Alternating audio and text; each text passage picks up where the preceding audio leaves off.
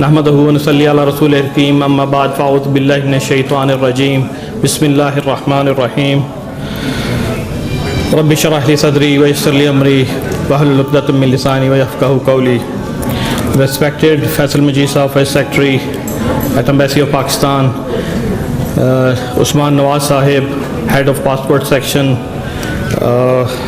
respectable community members, और ladies and gentleman, अस्सलाम वालेकुम वरहमतुल्लाहि वबरकातुह। मैं आप सबको शौकत खानम के बिहाफ पे खुश आमदीद कहता हूँ and we are very grateful to doctor Asif Loya who is medical director consultant pathologist at Shaukat Khanum Hospital. Thank you very much, Dr. Saab, for coming all over from Lahore to join us. Ladies and gentlemen, this is for your kind information that Dr. Asif Loya is a distinguished diplomat of the American Board of Pathology, serves as a consulate pathologist and the medical director at Shaukat Khanum Hospital and Cancer Center, Lahore.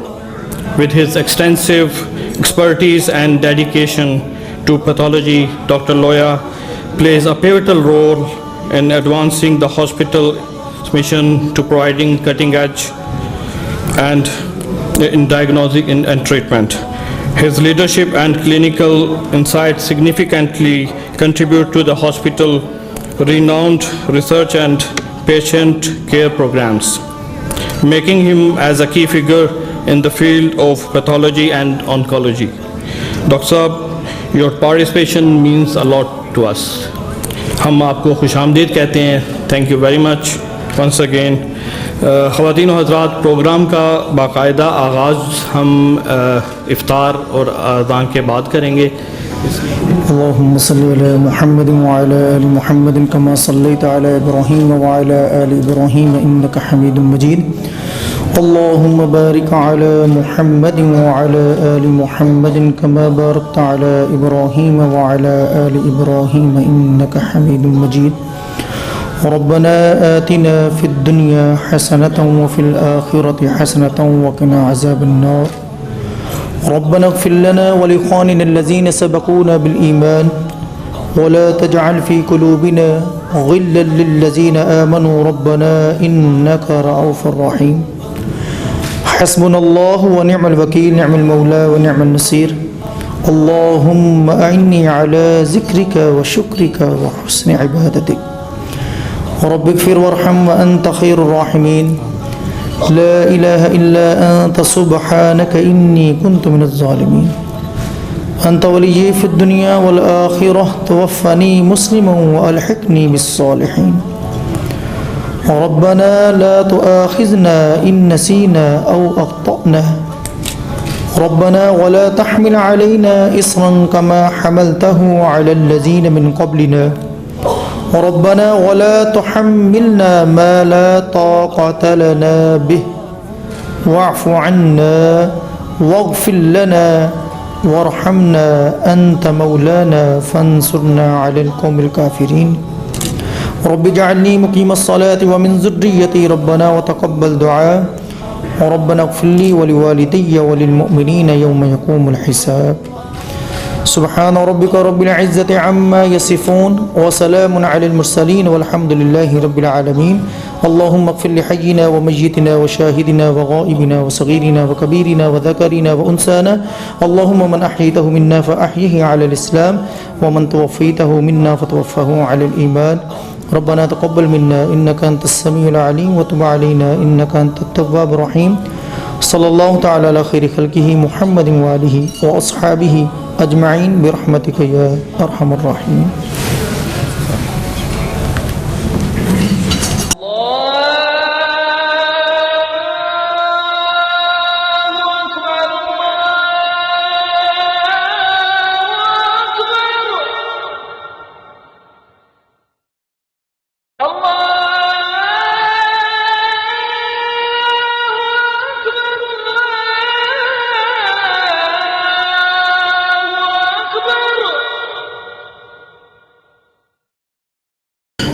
Ladies and gentlemen, I welcome you once again. और programme का बाकायदा आगाज़ करते हैं तलावत कलाम पाक से। तो मैं दरख्वास्त करूँगा कारी सुहेब को कि वह स्टेज पे आएँ और कलाम पाक जो है वो पेश करें। बहुत शुक्रिया। أعوذ بالله من الشيطان الرجيم بسم الله الرحمن الرحيم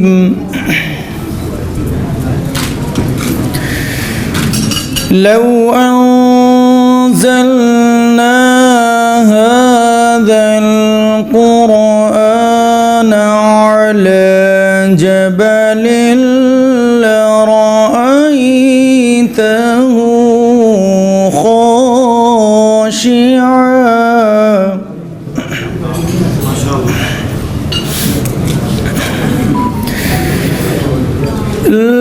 لرأيته خاشعا متصدعا من خشية الله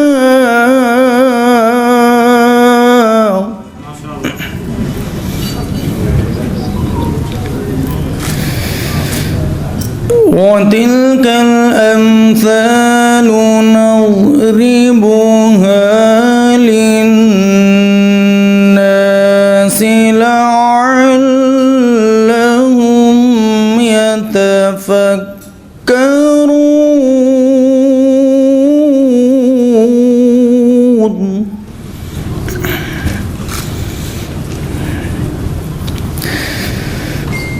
هو الله الذي لا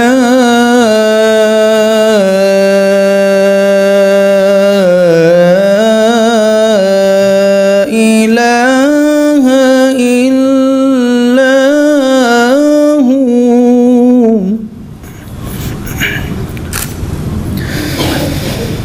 عالم الغيب والشهادة هو الرحمن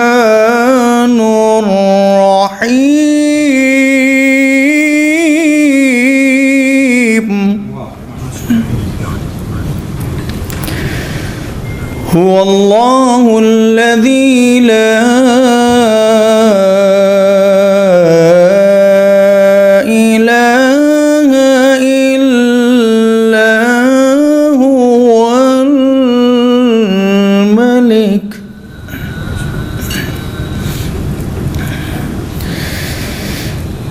الملك القدوس السلام المؤمن المهيمن العزيز الجبار فكبروا سبحان الله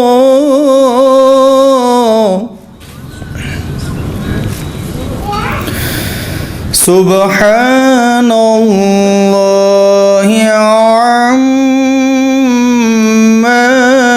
يشركون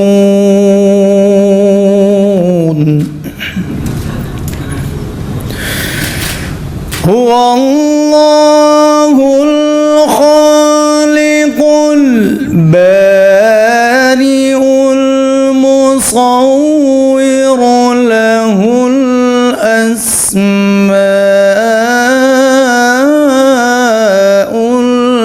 الحسنى يسبح له ما في السماوات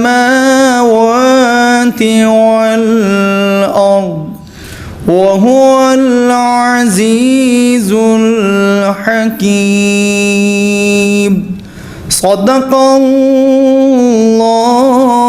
العظيم. Now I would like to call upon Dr.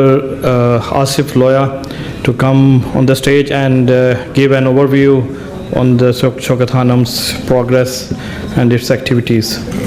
सबसे पहले तो it's a pleasure to be here in Kuwait. I think मेरा second time है. 2 साल पहले मैं इधर आया था एंड इसी जगह पे काफ़ी सारे पहचाने चेहरे जो हैं वो नज़र आ रहे हैं माशाल्लाह and I am so grateful to all of you too for coming here and supporting the cause. कुछ स्लाइड्स हैं जो कि मैं आपके सामने कुछ डेटा वगैरह प्रेजेंट करूँगा ज़कात के हिसाब से जो हमारी रिक्वायरमेंट है, फिर कुछ कराची अस्पताल के बारे में कुछ आपको बताऊँगा. तो काफ़ी सारे इवेंट्स इस तरह के ऑर्गेनाइज हो रहे हैं मिडल ईस्ट में भी, around the world as well as Pakistan. And obviously the main reason for ये जो सारे इवेंट ऑर्गेनाइज करने का है वो शौकत खानम अस्पताल के जो मरीज़ हैं जो उनकी ट्रीटमेंट होती है वहाँ पे, जैसे कि आप लोग जानते हैं कि 75% मरीज़ जो है उनका फ्री इलाज किया जाता है कैंसर का. तो कैंसर के जो अदाद व शुमार के हिसाब से अगर आपको थोड़ा सा बता दूं तो तकरीबन 1,90,000 कैंसर के पेशेंट्स पाकिस्तान में डायग्नोसिस होती है हर साल, और उनमें से तकरीबन 90,000 के करीब जो हैं वो सर्वाइव नहीं कर पाते.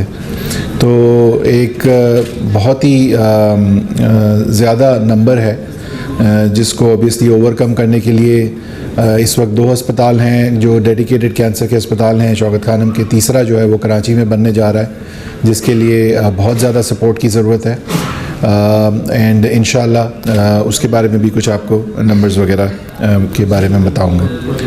सो जो पिक्चर में आपके सामने जो सेंटर में अस्पताल जो आपको नज़र आ रहा है ये लाहौर का अस्पताल है जो 1994 में इसने काम करना शुरू किया था. पहला अस्पताल था जिसके बारे में अभी सर बता रहे थे इधर के आई थिंक 1994 में ही एक फ़ंड रेज़र यहाँ पे हुआ था जिसमें खान साहब ख़ुद आए थे और उनके साथ नुसरत फ़तेह अली ख़ान भी थे और अनवर मकसूद साहब भी थे. एंड आई थिंक उस वक्त 1994 में ही जस्ट टोल्ड मी के 100,000 दिनार जो है वो जमा किए गए थे फॉर दिस हॉस्पिटल. सो माशाल्लाह it's been a long way और हम अब देखें कहाँ खड़े हैं. तो लाहौर का अस्पताल आपके सामने है, बीच में जो पिक्चर है, और इसके बाद जो लेफ़्ट साइड पे आपको नज़र आ रहा है वो पेशावर का अस्पताल है जो कि 2015 में बना था और काम करना उसने शुरू किया था. अब जो राइट साइड पे आपको पिक्चर नज़र आ रही है ये है ग्रे स्ट्रक्चर कराची के अस्पताल का. ये अस्पताल इस वक्त अंडर कंस्ट्रक्शन है. ग्रे स्ट्रक्चर कम्प्लीटली रेडी है और इसकी जो फिनिशिंग है वो इस वक्त जारी है. ये अस्पताल अगर आपको मैं बताऊं तो अगर आप में से जो लोग कराची से हैं तो आई एम श्योर वाकिफ़ होंगे, मोटरवे M9 या सुपर हाईवे जिसको पहले कहते थे जो हैदराबाद की तरफ जाता है उसके ऊपर है, तकरीबन 60 किलोमीटर्स कराची से बाहर. बहरिया टाउन एक है, आपने देखा होगा, बहरिया टाउन से तकरीबन 9 किलोमीटर आगे राइट साइड पे DHA सिटी आती है, उसके अंदर मौजूद है और काफ़ी ऊंचे टीले के ऊपर है. तो आप दूर से आपको नज़र आती है बड़ी बहुत ही ह्यूमंगस किस्म की माशाल्लाह बिल्डिंग है. और इसकी अगर साइज़ के बारे में बताऊं तो अगर अंदाज़न आपको बताना चाहूं तो लाहौर का जो अस्पताल है उससे हर चीज़ में ये डबल इन साइज़ है। तो नंबर ऑफ़ बेड्स हो जाएं, ऑपरेशन थिएटर्स हो जाएं, मशीनें हो जाएं, हर चीज़ में जो नंबर है वो डबल होगा लाहौर के अस्पताल के मुकाबले में। सो हिस्ट्री शौकत खानम की आप लोग सब जानते हैं कि जो आइडिया था इस अस्पताल को बनाने का, वो खान साहब ने उस वक्त उनके जहन में आया जब उनकी वालदा जो हैं उनको कैंसर हुआ, और उसका जब वो इलाज कराने, ऑब्वियसली उनके पास तो इतने सहूलियात थी कि वो उनको बाहर ले जा सके, लेकिन जब वो इलाज कराने के लिए पाकिस्तान के गवर्नमेंट अस्पतालों में गए तो उन्होंने वहाँ पे फ़्लाइट देखी लोगों की कि कोई दवाइयाँ मौजूद नहीं थी, कोई सर्विसेज मौजूद नहीं थी और लोग बहुत बुरी तरह सफ़र कर रहे थे। तो उस वक्त उन्होंने 1985 में ये इरादा किया कि मैं ये अस्पताल बनाऊँगा। 1986 में उन्होंने इसका अज़म किया और एक ज़मीन भी मिली, और फिर 1989 के अंदर वर्ल्ड वाइड कैंपेन जो है इसकी फ़ंडिंग के लिए वो स्टार्ट की गई। इसका बहुत बड़ा फ़ायदा ऑब्वियसली 1992 में जब वर्ल्ड कप क्रिकेट पाकिस्तान जीता तो उससे उनको हुआ, और उसके बाद एक बहुत ज़्यादा प्रोमिनेंट जो है वो फंड रेजिंग जो है वो सामने आई, और माशाल्लाह आप देख सकते हैं कि 1994 में शौकत खानम लाहौर का इफ्तिताह हुआ, जो कि एक कैंसर की मरीज़ा ने किया था। और मैं आपको ये भी बताऊं कि ये कैंसर की मरीज़ा अभी कुछ दिनों पहले तक शौकत खानम लाहौर में काम भी कर रही थी। 2015 में पेशावर का हस्पताल जो है वो इनाग्रेट किया गया, ये भी एक कैंसर के मरीज़ ने ही किया था, और अब माशाल्लाह ये अस्पताल फुली फंक्शनल है। जितनी भी इसके स्टेजेस थे वो सारे के सारे कंप्लीट हो चुके हैं, और आखिरी जो था वो सर्जिकल ऑन्कोलॉजी या सर्जरी की जो सहूलत है उसका स्टेज था, वो भी कंप्लीट हो गया 2021 में। और अब वहाँ पे प्रॉपर जितनी आप कैंसर की सहूलियात लाहौर में मौजूद हैं उतनी ही वहाँ पे पेशावर में मौजूद हैं। तो लोगों को पहले सर्जरी वगैरह कराने के लिए लाहौर आना पड़ता था, कीमोथेरेपी रेडिएशन वहाँ हो जाती थी पेशावर में, लेकिन अब वो सर्जरी भी पेशावर में ही हो जाती है। मिशन स्टेटमेंट के बारे में आपको अगर बताऊं, जो शौकत खानम का जो मिशन स्टेटमेंट है वो आपके सामने है, और कुछ चीज़ें इसमें मैंने हाईलाइट की हैं। आइडिया है कि एक मॉडल इंस्टीट्यूशन हो कैंसर की ट्रीटमेंट के लिए, and the most important part इस सेंटर के अंदर है irrespective of the person's ability to pay, and this is the main motto which we've been following since the inception। जब से ये अस्पताल बना है, और जब पेशावर का अस्पताल बना और आगे इंशाल्लाह कराची का भी बनेगा, और जब हम जिस तरह इन अस्पतालों को चला रहे हैं, आइडिया यही है कि जो भी यहाँ पे कैंसर का मरीज़ ट्रीट हो रहा है, खा वो पैसे दे के ट्रीट हो रहा है या जो 75% मरीज़ हैं जो कि पैसे दिए बगैर 100% सपोर्ट के ऊपर ट्रीट हो रहे हैं, किसी को ये ना पता चले कि वो सपोर्ट पे है पेशेंट या पैसे दे के ट्रीटमेंट करा रहा है। इसके अलावा दो बहुत इंपॉर्टेंट चीज़ें हैं जो कि एजुकेशन और रिसर्च। एजुकेशन, जो आपके हेल्थ केयर प्रोफेशनल्स हैं, डॉक्टर्स हैं, नर्सेज हैं, पैरामेडिकल स्टाफ हैं, उनकी एजुकेशन जो है वो एक बहुत इंपॉर्टेंट पिलर है शौकत खानम का, और बहुत सारे ट्रेनिंग प्रोग्राम्स हमारे एग्जिस्ट करते हैं डॉक्टर्स के लिए भी, जो कि काफ़ी सारे कॉलेज ऑफ फिजिशियंस और सर्जन्स पाकिस्तान से एक्रेडिटेड हैं, और इसके अलावा नर्सिंग के लिए बहुत सारे डिप्लोमा के प्रोग्राम्स हैं, बैचलर ऑफ नर्सिंग का प्रोग्राम है, और अब माशाल्लाह हम लोग ट्राई कर रहे हैं कि मास्टर्स ऑफ नर्सिंग का भी प्रोग्राम वहाँ पे आए। इसके अलावा रिसर्च, बहुत सारी रिसर्च हो रही है treatment and cause of cancer के ऊपर, और इसके अंदर मैं आपको ये भी बताता चलूँ कि इस वक्त अगर कैंसर के हिसाब से पब्लिकेशंस देखी जाएं रिसर्च के अंदर, तो वो शौकत खानम जो है वो पूरे पाकिस्तान के अंदर सरे फहरिस्त है नंबर ऑफ पब्लिकेशंस के हिसाब से। सो ये भी बहुत एक बड़ी अचीवमेंट है माशाल्लाह।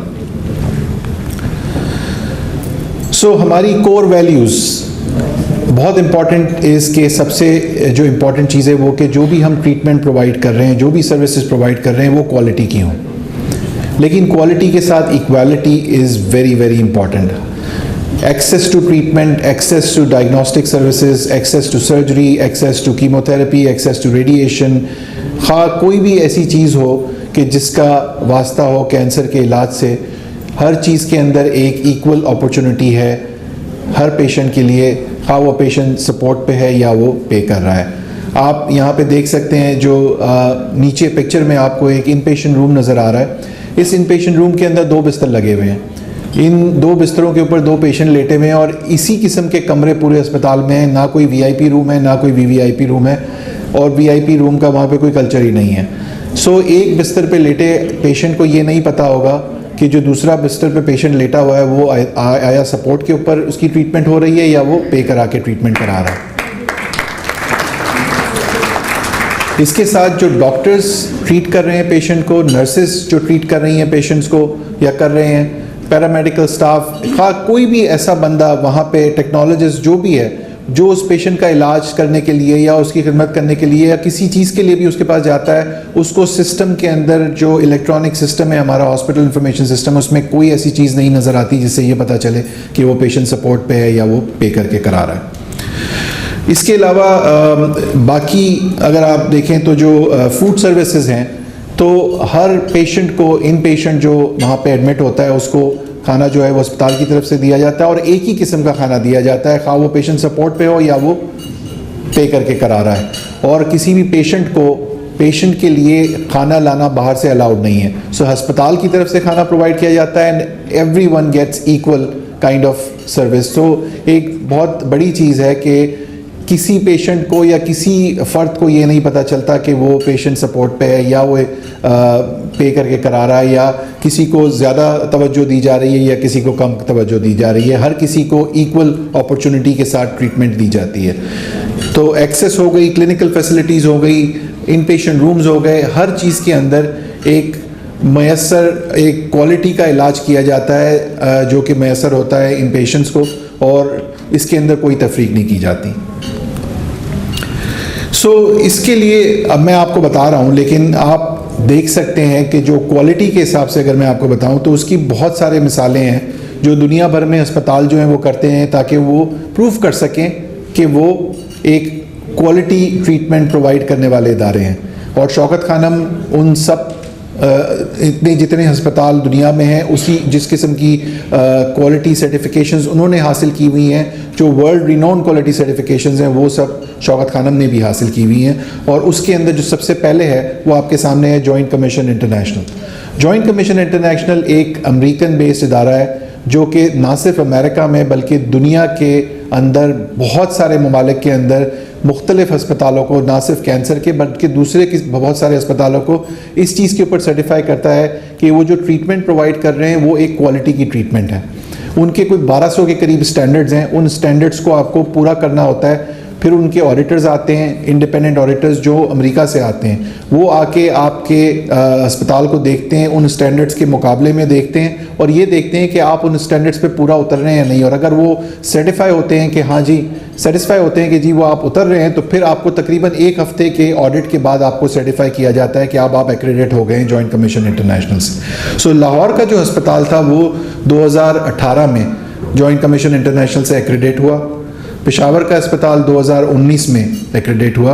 उसके बाद 2022 में इसी इदारे ने, जॉइंट कमीशन इंटरनेशनल ने, एक नई किस्म की सर्टिफिकेशन निकाली जिसका नाम था एंटरप्राइज एक्रेडिशन। एंटरप्राइज एक्रेडिशन एक इस तरह की एक्रेडिशन है जो कि शौकत खानम जैसे इदारे के लिए बहुत मुफीद है। बिकॉज शौकत खानम के, जैसे आप जानते हैं कि 2 अस्पताल हैं, लाहौर के और पेशावर का, और अब कराची का भी बन रहा है। और कराची के अंदर एक हमारा डायग्नोस्टिक सेंटर है जिसके साथ एक एम्बुलेटरी क्लिनिक भी है जहाँ पे कुछ कीमोथेरेपी की जो सहूलियात हैं वो मैसर हैं, जिसके अंदर ब्रेस्ट की कीमोथेरेपी हो गई या कुछ ल्यूकीमिया वगैरह की कीमोथेरेपी वो भी वहाँ प्रोवाइड की जाती है।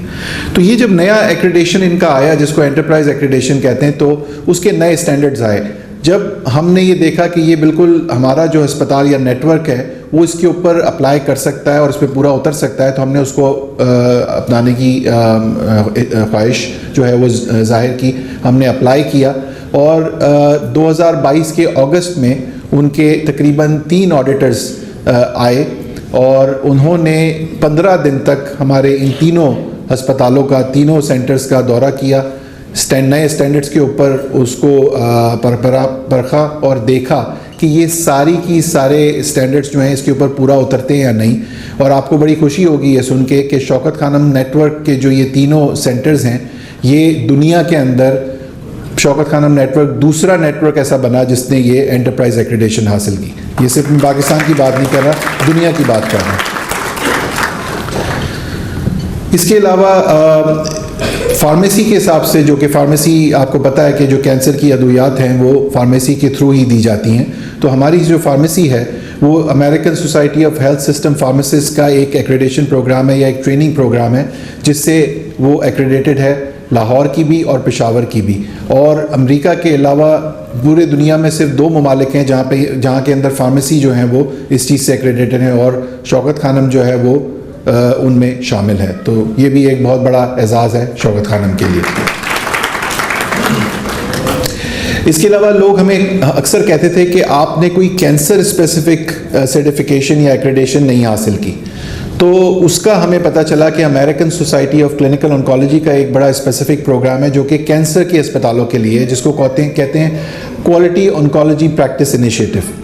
इसका जब हमें पता चला तो हमने इसको अप्लाई किया। कोविड की वजह से काफ़ी डिले हुआ, लेकिन इवेंचुअली 2023 में इनके भी ऑडिटर्स हमारे पास आए, इन्होंने हमें एवेलुएट किया, इनके जो स्टैंडर्ड्स थे उसके ऊपर हमें परखा, और 2023 के अगस्त के अंदर अल्हम्दुलिल्लाह we got this certification as well.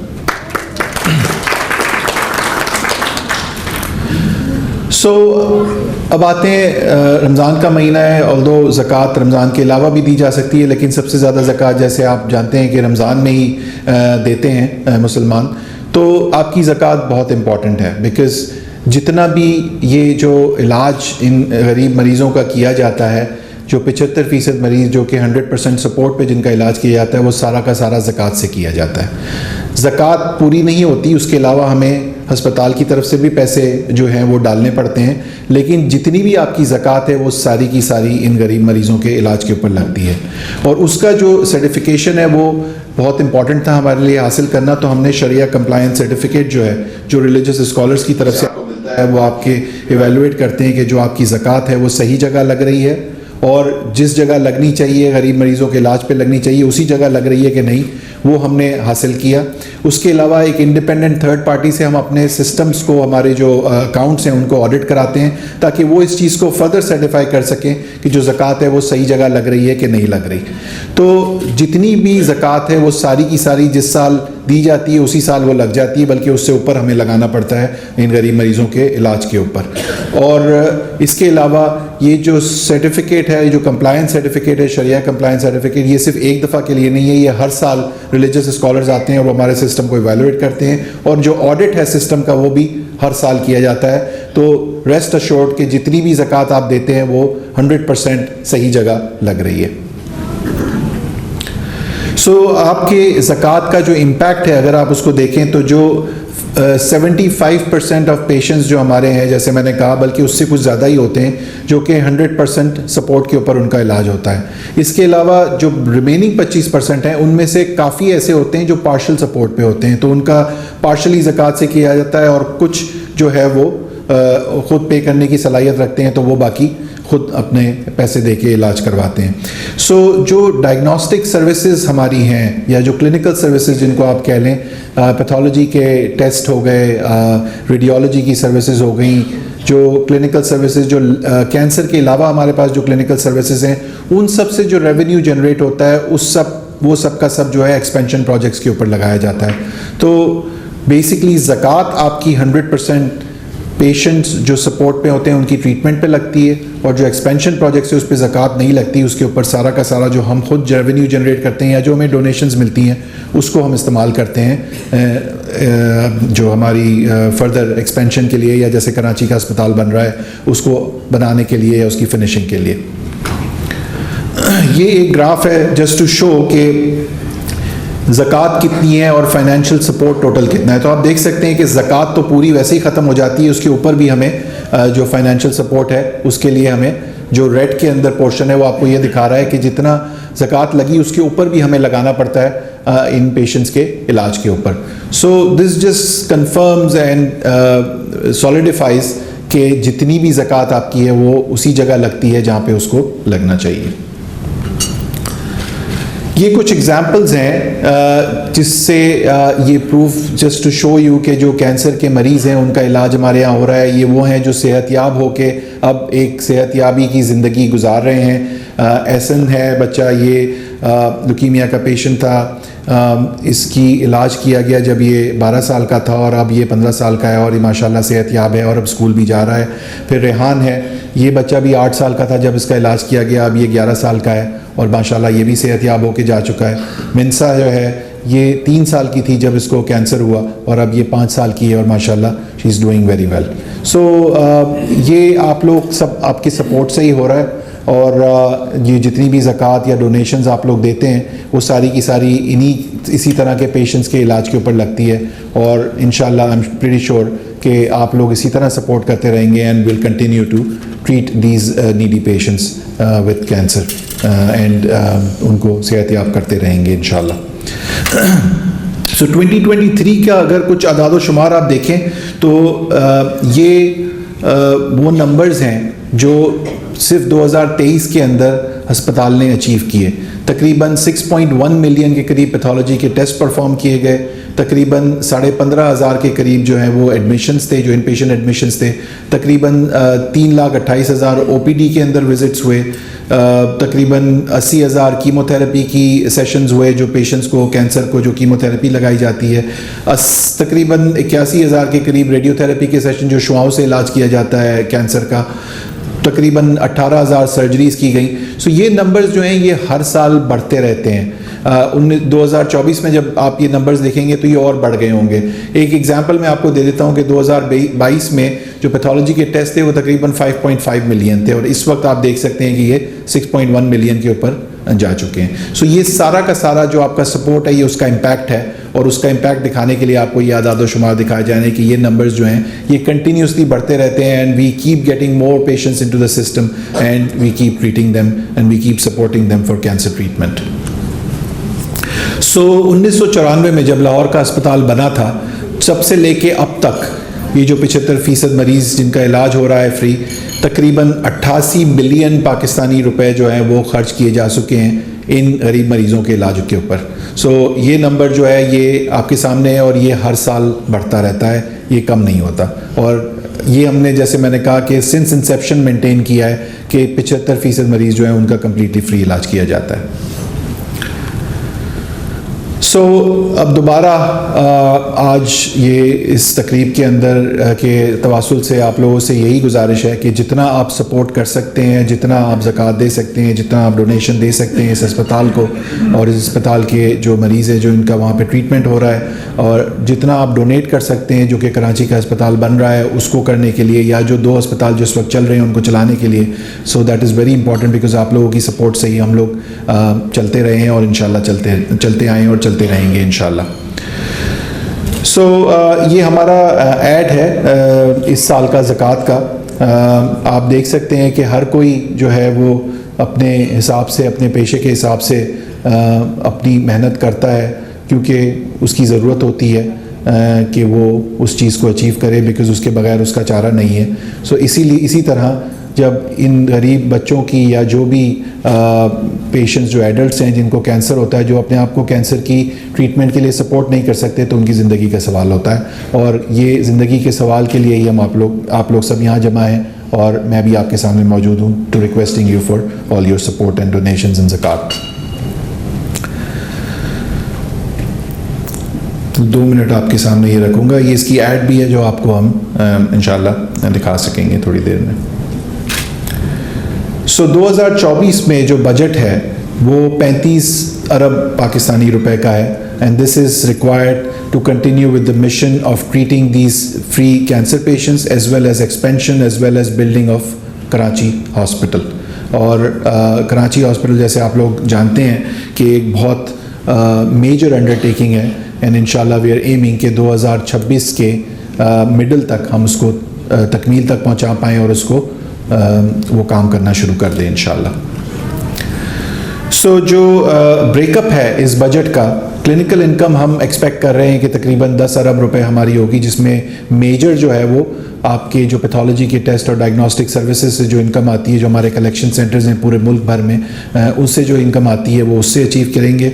उसके अलावा ज़कात से तकरीबन 8 बिलियन रुपए हम एक्सपेक्ट कर रहे हैं। डोनेशंस तकरीबन 11 बिलियन रुपए की हमें ज़रूरत है और जो स्पेसिफिक प्रोजेक्ट से रिलेटेड डोनेशन है जैसे कि कराची का जो प्रोजेक्ट है उसके लिए हमें 6 बिलियन रुपए की ज़रूरत है। तो टोटल 25 अरब पाकिस्तानी रुपए की इस साल ज़रूरत है to complete the mission and to make sure that Karachi Hospital continues to build further and inshallah we can open it up in 2026.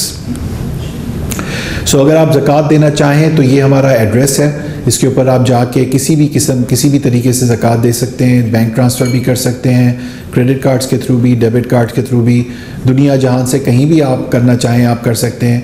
अगर आपके कुछ रिश्तेदार या आपके कोई अजीज़ व अकारिब या आपके कोई बच्चे जो हैं वो अमेरिका में या यूके में या दुनिया में कहीं भी मौजूद हैं, वो अगर ये ज़कात या डोनेशन देना चाहें तो उनके लिए भी वहाँ की करेंसी में भी देने की सहूलत मौजूद है।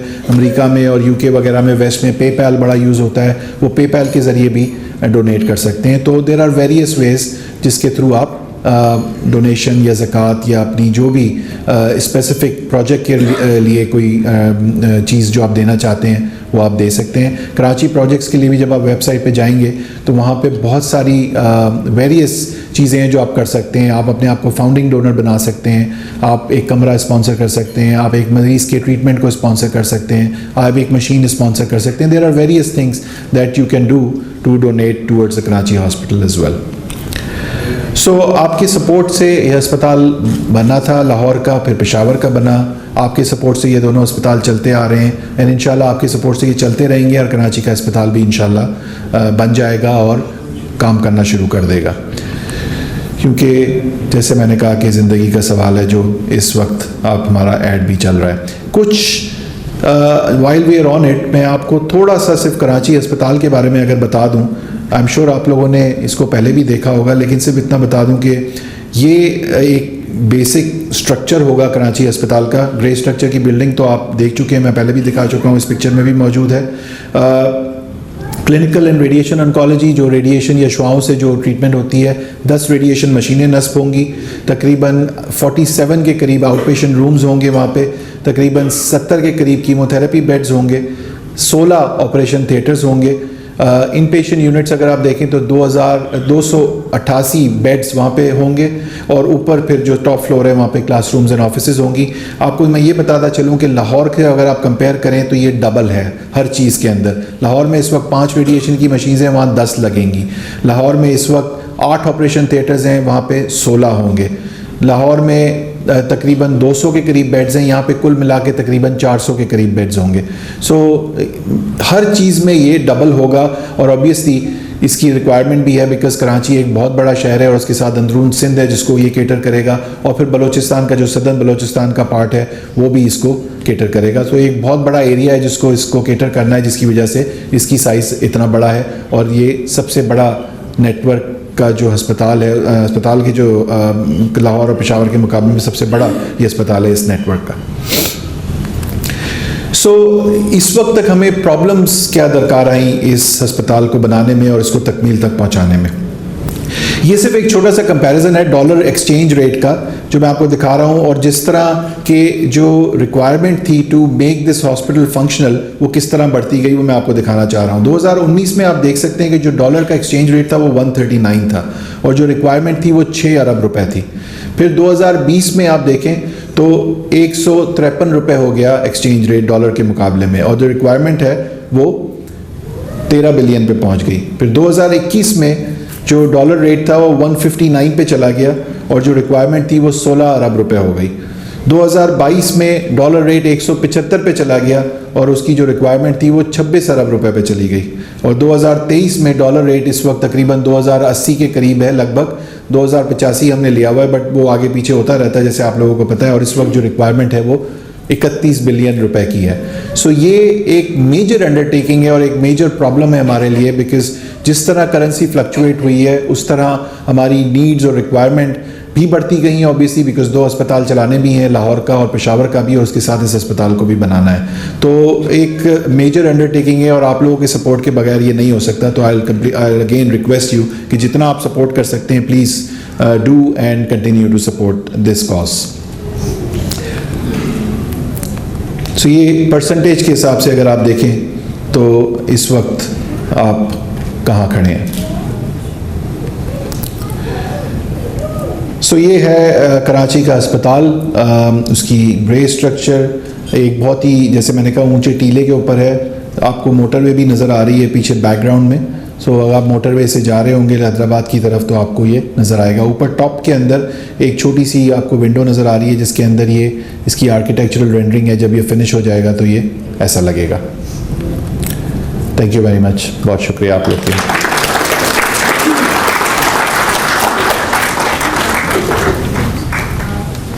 जी बहुत शुक्रिया डॉक्टर साहब। ख़वातीन व हज़रात, आपने अभी डॉक्टर साहब से सुना शौकत खानम के बारे में, इसकी कारकर्दगी के बारे में, और आपने different statistics, figures and facts सुने। तो अगर सोचें हम और अगर गौर करें तो ये जो स्टैटिस्टिक्स और ये फिगर्स और नंबर्स हैं, ये सिर्फ नंबर्स नहीं हैं, इनके पीछे, हर नंबर के पीछे एक कीमती जान है जो अपनी ज़िंदगी के लिए जंग लड़ रही है। और ये सब आप लोगों की सपोर्ट की वजह से हुआ है कि शौकत खानम इतने लोगों को फ्री इलाज फराहम कर सका है। और वी होप कि ये सपोर्ट और ये जो आपकी कोऑपरेशन है ये कंटिन्यू करेगी। शौकत खानम एक्चुअली ख्वाहिश करता है कि आप लोग विज़िट करें और इन पेशेंट्स को मिलें जो यहाँ पे ट्रीटमेंट ले रहे हैं, और उस चीज़ को फील करें जो आप लोगों की डोनेशन है कि वो कितना किरदार अदा कर रही है, कितनी कीमतें जानें बचाने में। तो ये जो कि पेशेंट होते हैं, कैंसर के पेशेंट्स जो होते हैं, इनमें से कुछ ऐसे भी होते हैं जो टर्मिनली इल होते हैं, और अगर इन लोगों से बात करें आप, इनकी ख्वाहिश पूछें तो इनकी ख्वाहिशात ऐसी होती हैं कि जो एक आम इंसान के लिए कोई हैसियत नहीं रखती, लेकिन उनके लिए वो छोटी छोटी ख्वाहिशें जो हैं, क्योंकि वो ज़िंदगी की जंग लड़ रहे होते हैं, तो वो बड़ी कीमती जो है वो अपनी जान की जंग लड़ रहे होते हैं, और आप लोगों की सपोर्ट की वजह से ये पॉसिबल होता है। मैं आप जी मैं अभी जी, तो इनमें से कुछ पेशेंट्स तो ऐसे होते हैं जिनके जिस्मानी अज़ा जो हैं उनको अम्प्यूट कर दिया जाता है, और अगर आप उनसे बात करें तो वो जो वहाँ पे जो एक्सपीरियंस करते हैं लोग, जो डॉक्टर्स हैं या जो लोग जो फैमिलीज़ हैं, तो वो पेशेंट्स कहते हैं कोई बात नहीं, मेरी अगर हाथ कट गया या मेरी टांग कट गई है लेकिन मेरी जान तो बच गई है ना। तो शौकत खानम जो है हॉस्पिटल, वो इसमें बड़ा ही मेजर रोल प्ले कर रहा है लोगों की ज़िंदगियां बचाने में। जो कि आपको मालूम है कि कलाम पाक अल्लाह ताला फरमाते हैं कि जिसने किसी एक की जान बचाई उसने पूरी इंसानियत की जान बचाई।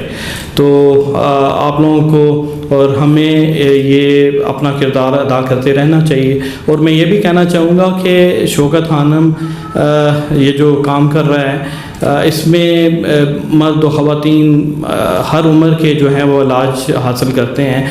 तो अगर आपको कभी मौका मिले, ऐसे ख़वातीन जो ऐसी मुज़िब मर्ज़ में, कैंसर की मर्ज़ में मुब्तला हैं, तो उनको हौसला दें, उनको बताएं कि ये आपका कसूर नहीं है, ना आपको किसी गुनाह की सज़ा मिल रही है। ये जो है ये अल्लाह ताला की तरफ से है, और ये किसी इंसान के साथ भी किसी वक्त भी ये पेश आ सकती है, ये ऐसी बीमारी है। तो अल्लाह ताला हम सबको अपने हिफ्ज़ व अमान में रखे। फ़िलहाल हम इन पेशेंट्स को तो नहीं मिल सकते आप लोग, लेकिन हमने एक छोटी सी डॉक्यूमेंट्री बनाई है आप लोगों के लिए कि आप इन पेशेंट्स की ज़ुबानी सुने और अपने डोनेशन जो हैं वो उनके बारे में जानें कि किस तरीके से आप जो हैं इन मरीज़ों की हेल्प कर रहे हैं। तो डॉक्यूमेंट्री मुलाहिज़ा कीजिए। मेरे बहन में डॉक्टर, मैं भी बड़ा होकर डॉक्टर बनूंगा। मेरा एक ख्वाब है मैं लॉयर बनूं।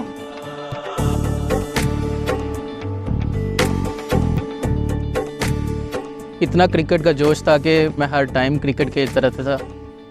क्रिकेट खेलते खेलते पेन ज़्यादा होने लग गई कि मैं चीखें मारने लग गया, तड़पने लग गया एक तरह से। आहिस्ता आहिस्ता दर्द इतनी ज़्यादा होने लग गई कि मुझे लग रहा था कि आज मेरी डेथ हो जाएगी। मैं डर रही थी क्योंकि मेरे ऐसे बड़ा बेटा मेरा एकदम से क़यामत सी हमारे ऊपर आ गई थी। इसकी वालदा का तो बहुत बुरा हाल है ना, वो समझे जिंदा लाश ऐसे बनी हुई है वैसे हैं। हमने यही कहा इसकी बजाय हमें हो जाए। सबसे बड़ा बेटा होने की वजह से, और जैसे बच्चों से सबसे बड़े बच्चे से कितना प्यार होता है। जब हमने इसका बीमारी का सुना तो हम समझे मर गए थे। गुजरांवाला के अंदर से उन्होंने आगे कहा कि अगर आप चाहते हो कि आपका बहुत अच्छा इलाज हो, आपको फ्यूचर में भी कोई प्रॉब्लम ना हो, तो आप शौकत खानम तक चले जाओ।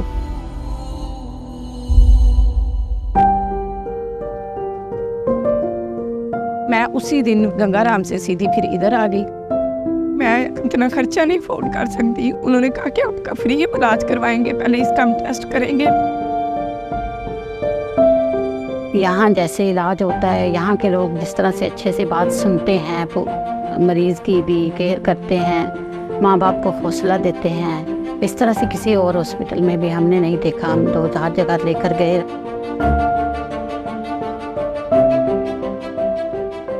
हॉस्पिटल का ट्रीटमेंट इंटरनेशनल स्टैंडर्ड का है, क्योंकि हमने इसके ऊपर काफ़ी सारी रिसर्च भी पढ़ी अमेरिकन कैंसर सोसाइटी की, तो वो बिल्कुल वही इलाज हमें यहाँ पर मुहैया किया गया। उस दिन मैं बहुत खुश था इस वजह से कि एक कामयाब इलाज के साथ हम शौकत खानम के दरवाजे से बाहर निकले थे। वो लोग सदका जारिया कर रहे हैं, बहुत अच्छा काम कर रहे हैं, और मैं तो यही कहूँगा जितना हो सके इनको डोनेट और करें ताकि मेरी तरह और भी किसी बच्चों का इलाज हो सके इस तरह। ट्रीटमेंट के दौरान में ही एक ख्वाहिश पैदा हो गई थी कि मैंने भी इस इदारे को सर्व करना है। अगर शौकत खानम हॉस्पिटल ना होता तो मेरी जैसी माँ इसी तरह इन बच्चों को तड़पता देख।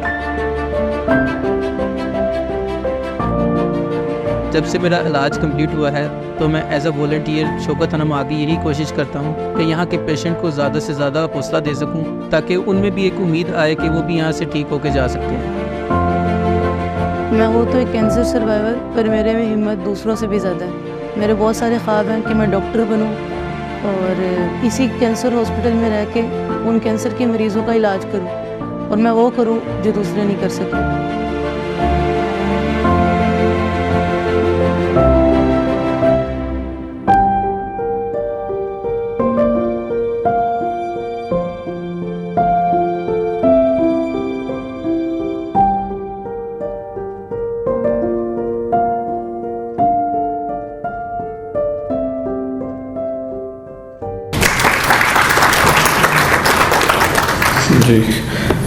जी लेडीज़ एंड जेंटलमैन, कोई भी इंसान जो है वो बीमारी के लिए तैयार नहीं होता, और कोई भी बीमारी जो है वो किसी वक्त किसी इंसान को भी अचानक आ सकती है।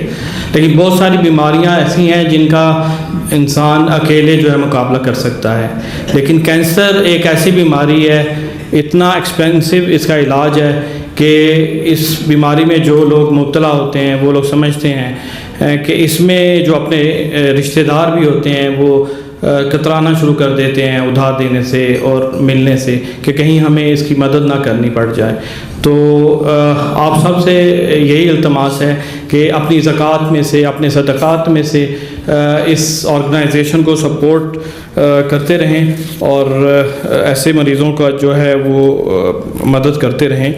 ये एक्चुअली अगर बंदा देखे या इसको गहराई से सोचे तो एक किस्म की आजमाइश है उन लोगों की नहीं जो बीमार हैं, ये आजमाइश है हम लोगों की, क्योंकि हम लोगों को अल्लाह ताला ने हर चीज़ से नवाजा हुआ है और हम लोग सेहतयाब भी हैं, सेहतमंद भी हैं, और वो लोग जो इस बीमारी का सामना कर रहे हैं उन लोगों के लिए ये बड़ा मुश्किल वक्त है। तो हमारे थोड़ी थोड़ी ज़कात या सदक़ात की जो कंट्रीब्यूशन है उनकी ज़िंदगी के लिए बड़ी अहम है। तो हम लोग इसी सिलसिले में शौकत खानम जो है वो रमज़ान में ख़ास तौर पे कैंपेन चलाते हैं, और रमज़ान की कैंपेन जो है शौकत खानम की वो सबसे अहम होती है, जिसमें कि डिटरमिन होता है कि आने वाले अगले साल में कितने मरीज़ों का जो है मुफ्त इलाज किया जा सकेगा। तो आपको एक टीवीसी बनाई है शौकत खानम ने, एक एडवर्टीज़मेंट बनाई है, उसकी वीडियो आपको दिखाते हैं, प्लीज़ मुलाहिज़ा कीजिए।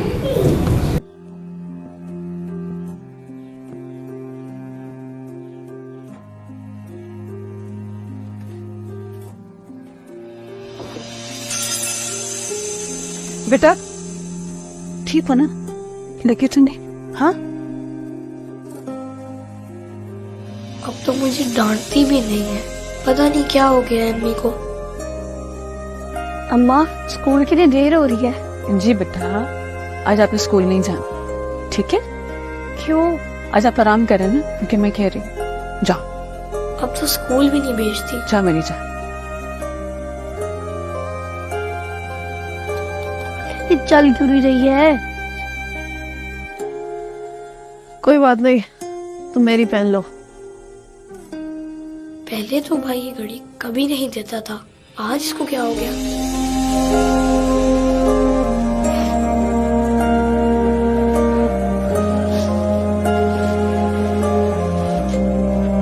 चले पापा की आंखों में आंसू थे।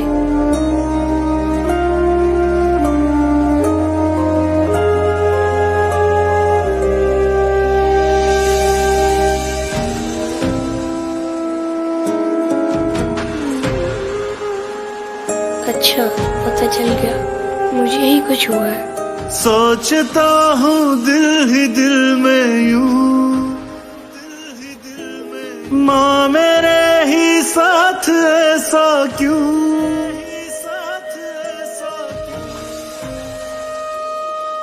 मैं तो स्कूल भी जाता था, आप तंग भी नहीं करता था, मुझे क्यों कैंसर हो गया?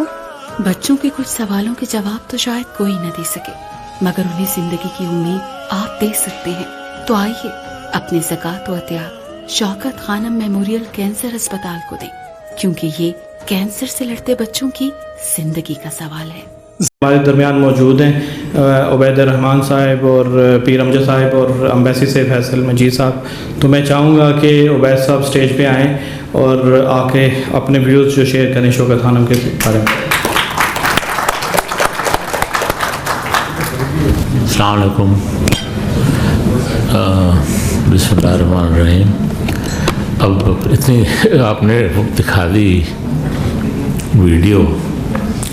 बहरहाल शौकत खानम एक, मैं अभी बात कर रहा था कि शौकत खानम एक इंस्टीट्यूट है और उसकी जो बुनियाद है वो इतने मज़बूत तरीके से रखी गई है कि उसमें कोई किसी किस्म की कमी पेशी होने का कोई ख़तरा नहीं है। और वहाँ पे जो पैसा जमा होता है, जो मतलब कम से कम जितने अरसे से मुझे पता है 30 साल हो गए हैं, वो उधर ही लगता है जहाँ पे कहा जाता है।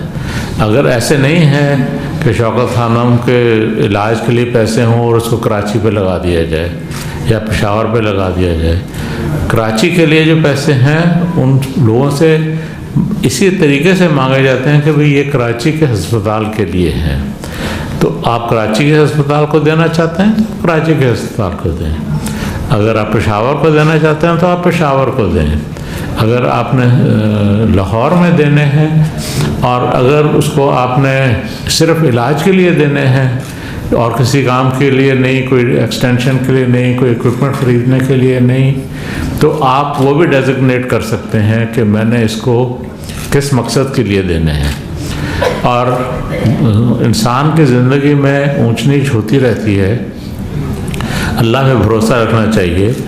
वो जो बच्चे आते हैं वो भी अल्लाह पे भरोसा लेके उनके माँ बाप लेके आते हैं, लेकिन ये है कि इंसानों को इंसान ही सपोर्ट करते हैं।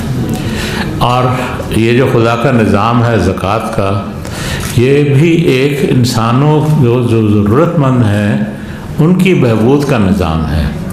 इसके अंदर कोई हुकूमत नहीं है, कोई, अल्लाह ने सब मुसलमानों पे फ़र्ज़ किया हुआ है कि तुम दूसरों की बहबूद के लिए काम करो।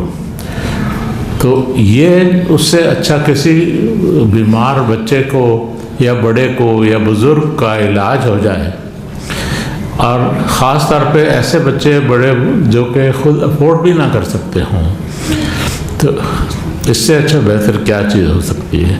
तो मैं बस यही आपसे कहूँगा कि प्लीज़ आप अपनी ज़कात ज़रूर दें, जहाँ पे आप मुनासिब समझते हैं दें। ये नहीं कह रहा मैं कि आप शौकत खानम को ही दें और किसी को नहीं दें, लेकिन ये है कि शौकत खानम, मैं आपको सिर्फ ये कहना चाहता हूँ कि एक सॉलिड इंस्टीट्यूशन है और इंशाअल्लाह ये हमेशा रहेगी। जैसे पाकिस्तान रहेगा ये भी रहेगी, लेकिन इसको हमने चलाना है, हमारे बच्चों ने चलाना है, नेक्स्ट जनरेशन ने चलाना है, क्योंकि ये इस कौम की ज़रूरत है कि जो भी गरीब हैं उनका इलाज मुफ्त हो, तो वो हमें करना है। इसीलिए खुदा ने ज़कात का निज़ाम बनाया है। शुक्रिया।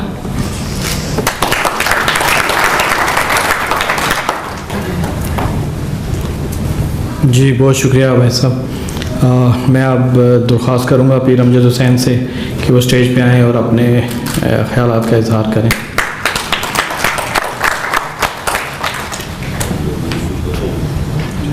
बिस्मिल्लाहिर्रहमानिर्रहीम। मेरी आज कुछ तबीयत भी ठीक नहीं थी, लेकिन ताहिर साहब ने इतने प्यार से और इतने खुलूस से इस प्रोग्राम का इनेकाद किया है और मैं समझता हूँ कि इनका क्रेडिट है कि तीसरा साल से ये शौकत खानम का प्रोग्राम मुनक़िद कर रहे हैं। और डॉक्टर साहब का भी हम शुक्रिया अदा करते हैं कि वो पाकिस्तान से तशरीफ़ लाए और हमें शौकत खानम के बारे में बताया। वैसे तो वो कहते हैं ना कि दर्द दिल के वास्ते पैदा किया इंसान को, वरना चाहत के लिए कुछ कम न थे, वरना तात के लिए कुछ कम न थे करो बयां। तो ये जो शौकत खानम का या इस तरह के जितने भी प्रोजेक्ट्स हैं, अगर आपके दिल में दर्द दिल है, अगर आप एक दर्द दिल रखते हैं तो आप इंसानियत की खिदमत करने में अपना फ़ख्र महसूस करेंगे। और मैं तो समझता हूँ कि ये एक अल्लाह ताला से बिज़नेस है। ये ऐसा बिज़नेस है कि जिसमें आपको फ़ायदा ही फ़ायदा है। वैसे तो आप बिज़नेस में पैसे लगाते हैं, उसमें मेहनत करते हैं, उसमें कोशिश करते हैं और उसमें आपको बहुत रिटर्न मिलता है। लेकिन ये जो काम है ये अल्लाह के साथ बिज़नेस है। इसमें जितना पैसा आप लगाएंगे इतना ज़्यादा आपको मिलेगा। ख़ास तौर पे मेरे जो दोस्त सामने बैठे हुए हैं, मैं इनसे ये कहूँगा कि अपना दिल खोल कर अगर अल्लाह ताला आपको मौका दे तो ऐसी चीज़ों पे आप खर्च करें जिसमें इंसानियत की फलाह हो, इंसानियत की भलाई हो, इंसानियत की बहबूद हो। और मैं समझता हूँ कि ये इंसान जब दुनिया में आता है, जब वो पैदा होता है, उसके बाद वो बड़ा होता है, तो सबसे पहले अपना वो रिज़्क़ की तलाश में जाता है, रिज़्क़ तलाश करता है अपने लिए, अपनी फैमिली के लिए, अपने बच्चों के लिए। जब उसको रिज़्क़ अल्लाह ताला दे देता है तो सब कुछ उसके पास अल्लाह ताला की नेमतें मौजूद होती हैं। तो उस वक्त उसके दिल में ये ख्याल आता है कि अब ये वक्त आ गया है कि जिस सोसाइटी ने, जिस माहौल ने मेरे बच्चों को, मुझे तालीम दी, मुझे इतना अल्लाह ताला की नेमतें मिली, तो कुछ मैं उस सोसाइटी को वापस करूं। तो मेरे ख्याल में इसका फ़र्ज़ भी बनता है कि वो अपने तरीके से जहाँ जहाँ मुमकिन हो सके वो अपना हिस्सा ज़रूर डालें। और ये डेफिनेटली ये कंफर्म बात है कि आप जितना भी अल्लाह ताला की राह में देंगे, अल्लाह ताला आपको उससे बहुत ज़्यादा वापस करेंगे और इतना ज़्यादा ही नवाजेंगे। और वैसे जो है आप चूँकि तमाम लोग अपने अपने माहौल में, अपने अपने लेवल पे, अपने अपने गांव में, अपने मोहल्ले में, अपने शहर में, हर जगह पे हमारे लोग इर्द गिर्द हैं, हमारी सोसाइटी में उनकी खिदमत करते रहते हैं, उनकी मदद करते रहते हैं। लेकिन यह भी शौकत खानम एक ऐसा मुस्तनद इदारा है कि जिसमें आप जितना भी पैसा डालेंगे अपनी ज़कात का, अपने सदक़े का, और वैसे भी आप ज़कात और सदक़े के अलावा भी जितनी माली मदद करेंगे वो बिल्कुल सही जगह पे इस्तेमाल होगी, इसका तो हमें यकीन है। आपने देखा होगा कि जितने अमेरिका, यूरोप बड़े बड़े ममालिक हैं, उसमें जितने बड़े बड़े बिजनेसमैन होते हैं वो गवर्नमेंट हॉस्पिटल्स को डोनेट करते हैं, बिलियंस ऑफ डॉलर्स डोनेट करते हैं। यहाँ कुवैत में आप देखें, कुवैत में जितने हॉस्पिटल हैं, यहाँ पे मुख्तलिफ बड़े बड़े बिजनेसमैन ने अपने स्पेशल कार्डियोलॉजी के सेंटर बनाए हैं, दूसरे बनाए हैं, सब उन्होंने अपना ज़ाती डोनेशन किया है, सपोर्ट किया है, लेकिन वो गवर्नमेंट को दिया है। अल्लाह करे कि हमारे मुल्क में भी ऐसी गवर्नमेंट आ जाए कि गवर्नमेंट हॉस्पिटल्स को लोग डोनेट करें पैसा। लेकिन वहाँ पे चूँकि सिस्टम ऐसा है, गवर्नमेंट का निज़ाम इतना मिसमैनेज है कि ये शौकत खानम और इस तरह के जितने इदारे हैं इनको ज़रूरत पड़ी। और ये ईदी वेलफेयर, ईदी साहब थे पहले, वो बहुत बड़ा काम कर रहे थे, फिर छिपा हैं, फिर और दूसरे इदारे हैं। तो मैं आप लोगों से यही दरख्वास्त करूँगा कि आप जहाँ तक हो सके इन इदारों की ज़रूर खिदमत करें। और ये एक सदका जारिया भी है और ये आपका अल्लाह ताला से बेहतरीन बिजनेस भी है जो कि 10 गुना कम से कम प्रॉफिट के साथ आपको वापस मिलेगा। बहुत शुक्रिया। थैंक यू वेरी मच पीर साहब, बहुत अच्छे पीर साहब, थैंक यू वेरी मच आपके व्यूज़ का। मैं माशाल्लाह यहाँ पे जितने लोग सामने बैठे हैं बड़े ही अजीम लोग हैं और मतलब इनके साथ डेली बेसिस पे इंटरेक्शन होती है। दे ऑलवेज़ कम फॉरवर्ड और ऐसे जो कॉज हैं उनके लिए मुझे स्पेशली जो है ना मेरे दोस्तों ने रब्ता करके तो कहा है कि मतलब वो स्पेशली शौकत खानम के लिए जो है वो आना चाहते हैं और जो इवेंट अटेंड करना चाहते हैं। मतलब इस तरीके से लोग ट्रस्ट करते हैं इस नाम पे, और इस नाम पे ट्रस्ट करने की भी एक वजह है, वो आप सब जानते हैं कि क्या वजह है। तो शौकत खानम को दिया हुआ जो आपका जो डोनेशन है, तो सदका जो ज़कात है, वो कहीं नहीं जाएगी इंशाल्लाह। तो मैं अब फैसल मजीद साहब से दरख्वास्त करूँगा कि वो प्लीज़ स्टेज पे आएँ और अपने व्यूज़ जो है उस एक्सप्रेस करें। Thank you. बिस्मिल्लाहिर्रहमानिर्रहीम। अस्सलाम वालेकुम। करो मेहरबानी तुम अहले ज़मीं पर, खुदा मेहरबान हो गारश बरी पर। माशाल्लाह शौकत खानम हॉस्पिटल को पाकिस्तान में इस्टेब्लिश होना और इतने एफिशिएंट तरीके से इसको रन होना और करोड़ों और लाखों पेशेंट्स का वहाँ से इलाज होना, ये साबित करता है कि एक तो पाकिस्तानी कौम बहैसियत मजमूई एक दर्द दिल वाली और अपने अगर मौका मिले तो अपने पाँव पे खड़े होने वाली कौम है, एक सेल्फ रिलायंट कौम है। और बिलखसूस जो हमारी कम्युनिटी इन कुवैत है, उनको तो हमने देखा है कि माशाल्लाह हर मौके पे जहाँ पे गवर्नमेंट की ज़रूरत पड़ी है, एम्बेसी की ज़रूरत पड़ी है, तो उन्होंने वहाँ भी बढ़ चढ़ के हेल्प किया है। और इस कॉज़ में जो कि बहुत ही स्पेशल कॉज़ है, जिसके लिए हम जितना कर सकें उतना कम है, उसमें भी आप लोगों की कंट्रीब्यूशन, जैसे पीर साहब ने कहा ज़कात की सूरत में, खैरात की सदक़ात की सूरत में, वो इंशाअल्लाह कमा हक़ हो सही जगह पे इंशाअल्लाह इस्तेमाल होती है। अल्लाह ताला हम सब को नेक अमाल की और अमाल साले की तौफ़ीक़ अता फ़रमाए और इस तरह के कार खैर में बढ़ चढ़ के हिस्सा लेने की तौफ़ीक़ अता फ़रमाए। मास्सलाम। मैं फ़र्दन आप सबका नाम लेके तो शुक्रिया अदा नहीं कर सकता। अच्छा जी तो चाह रहा है कि मैं सबका नाम लूँ और सबका शुक्रिया अदा करूँ कि आप लोग आज के इस इवेंट में आए और इसको जो है वो चार चांद लगाए। शहजादुर रहमान भट्ट साहब, अगर आप आके स्टेज पे अपने ख्यालात का इजहार करें शौकत खानम के बारे।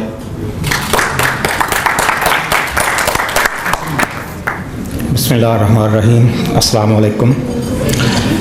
आप सब हजरात का बहुत बहुत शुक्रिया कि आप तशरीफ़ लाए, और ताहिर साहब का कि आप माशाल्लाह तीसरे साल में ये इवेंट कर रहे हैं। डॉक्टर आसिफ साहब का भी शुक्रिया कि आप पाकिस्तान से तशरीफ़ लाए। डेफिनेटली मेरी बस एक दरख्वास्त है कि ये जो डोनेशन है इसको मतलब हमारे लिए जो है हम तो कर ही रहे हैं, लेकिन कुछ लोग इसको सियासत की नज़र कर देते हैं।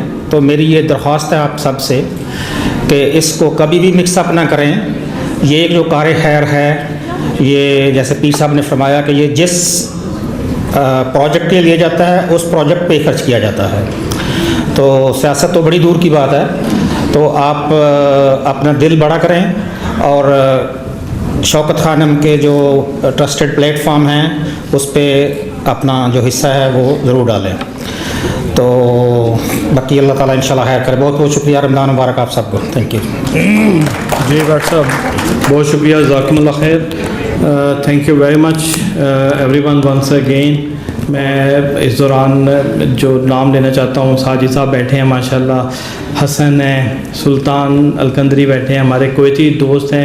ये कुवैती से ज़्यादा पाकिस्तानी है, ये हमारी हर महफिल में हमारे साथ शाना बशाना खड़े होते हैं। तो big round of applause for him. मतलब वो देखें आप, पूरी महफिल में एक कुवैती बैठा है और वो अपने दिल, क्योंकि इनका दिल जो है वो शौकत खानम के साथ धड़कता है, और शौकत खानम के साथ क्यों धड़कता है वो सुल्तान अलकंदरी जानते हैं कि क्यों ये इस कॉज को इतना ज़्यादा सपोर्ट करते हैं। डॉक्टर शुजाउद्दीन बैठे हैं, उनका बहुत शुक्रिया।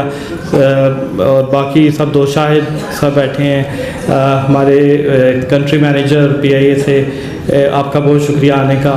और बाकी नोमान बैठे हैं, मुश्ताक साहब बैठे हैं इस्लामिक एजुकेशन से, इरफान नून बैठे हैं, बाकी सब दोस्त, सलीम साहब बैठे हुए हैं, आसिफ साहब, विर्क साहब, मसूद भाई हैं हमारे पीछे बैठे हुए हैं, हमारे बैंकिंग सेक्टर से माशाल्लाह ही इज़ डूइंग ग्रेट। मतलब वो उनको कभी भी ऐसे कॉज के लिए मसूद भाई को हमने अप्रोच किया है तो सबसे आगे होते हैं माशाल्लाह। यूसुफ साहब बैठे हैं, thank you very much sir, Sohail Yusuf साहब। और बाकी सब दोस्त जो हैं, इरफान आदिल साहब बैठे हुए हैं मिनहाज से, नदीम अकबर हैं हमारे, आबिद मलिक साहब हैं हमारे नून लीग के माशाल्लाह दोस्त बैठे हैं, खुर्रम साहब बैठे हैं, CEO अलसायर रियल स्टेट, तो आप सबका बहुत शुक्रिया।